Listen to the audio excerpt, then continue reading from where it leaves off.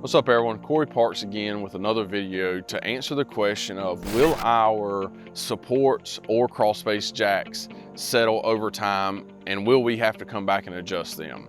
To answer the question is, anything settling is a possibility and a lot of it depends on the soil beneath the footings for those jacks or those piers. And so when we're digging footings, we're digging to make sure we're getting to what we believe to be load-bearing soil. If it's super soft and it's coming out of there like hot butter, we obviously know we got to keep digging down.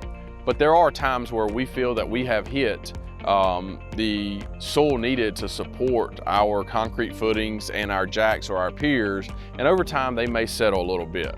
There's nothing that we can do about it. The only way that we would 100% be able to tell if that soil was good or not would be to involve a geotechnical engineer.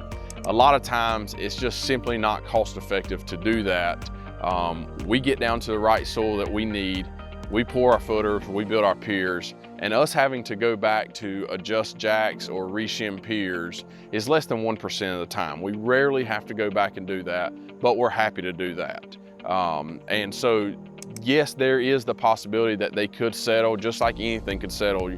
Your bushes in your yard could settle, your house could settle, your building, shop, anything like that. Your cement driveway could settle.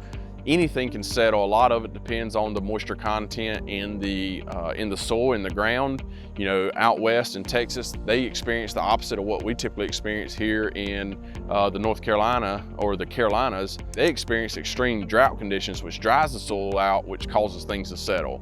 Most of the time here in the greater Charlotte area and in the Carolinas, what we experience is drainage issues that causes the soil to be too wet and starts causing things to settle.